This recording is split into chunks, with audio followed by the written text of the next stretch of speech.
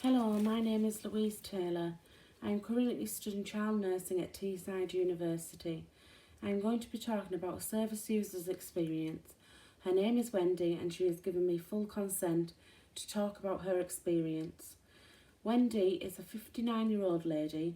She is married and has 2 children, and they are all very important to her. She loves socialising and supports Middlesbrough Football Club. In 2006, Wendy broke her tibia and fibula. Wendy had to be operated on and had pins and a plate put in. Wendy had to wear a pot for 6 weeks and after that had to have intense physiotherapy. Wendy felt that her left ankle was going to the side all the time and she had told the physio about this, who said that it's about retraining her leg to walk again.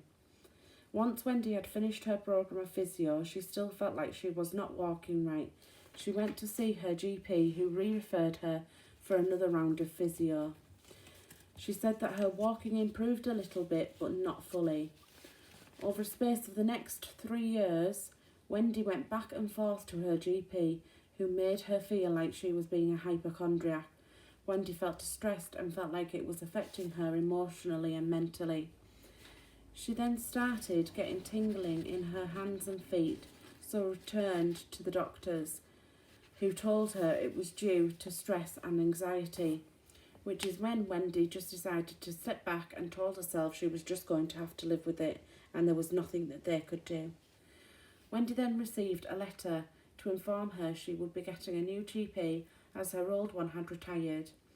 Wendy then went to visit her new GP, who looked over her notes, and Wendy felt like she understood what she was going through. A full body scan was ordered by her new GP and also a neurologist referral. The GP explained to Wendy that she just wanted to rule out a few things. When Wendy and her husband went to see the neurologist, she was told that the scan had showed that she had multiple sclerosis, which shocked Wendy and also frustrated her that the first doctor had not sent her for these tests 3 years ago, so she could have been diagnosed earlier and put on a medication to help her. Wendy had a lumbar puncture which confirmed this diagnosis and was referred to a specialist nurse so they could talk about medications and treatments. Wendy was frightened about having to tell her children and felt her husband was really affected by the diagnosis as they have such a close relationship. When Wendy went to see the MS nurse, she told her all of her anxieties and about her children. The MS nurse talked to Wendy and her husband about how she felt that it would be a good way to tell the children the bad news, and Wendy felt like this really helped. The MS nurse discussed various medications with Wendy about the side effects and options that she had. The nurse explained that it was a joint decision between herself and Wendy on what medication she would try. One of the medications that was discussed was an injection. At first, Wendy panicked about this because she needed to administer it herself. But the MS nurse taught her about a needle that was a bit like a machine, which meant she wouldn't feel like she was injecting herself. When Wendy left that appointment, she felt a bit of hope and decided to go home and tell her children what was going on. And she felt that the advice that the MS nurse had given her was really helpful. Wendy told her children that she wasn't going to let her diagnosis define them as a family and that she wanted to keep doing everything that they normally do. Wendy does have down days, and her new GP has suggested some antidepressants, but Wendy has declined these as she has gone from taking no medication to several. Wendy's illness has affected some of the social things her and her family do, as they have to plan when they are going anywhere and have to make sure it's accessible, as over the years Wendy has deteriorated and is now using a wheelchair.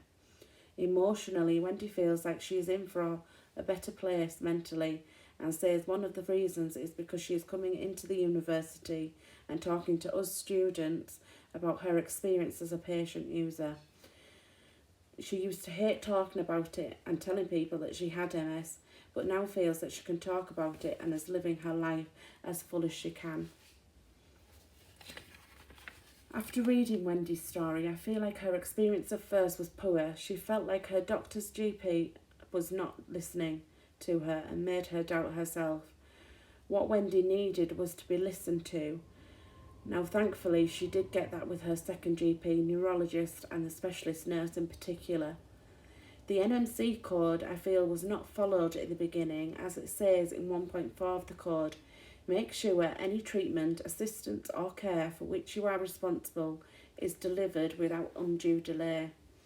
Her first GP should have listened to her and referred her to the appropriate departments. This is where I identified the balance of power. She felt like she had none because her GP was not listening, and unfortunately the GP held all the power in that scenario. The balance of power should be in favour of the patient, which means that she should have had the ability to act without control from the GP and should have been able to make up decisions for herself when she went for her appointments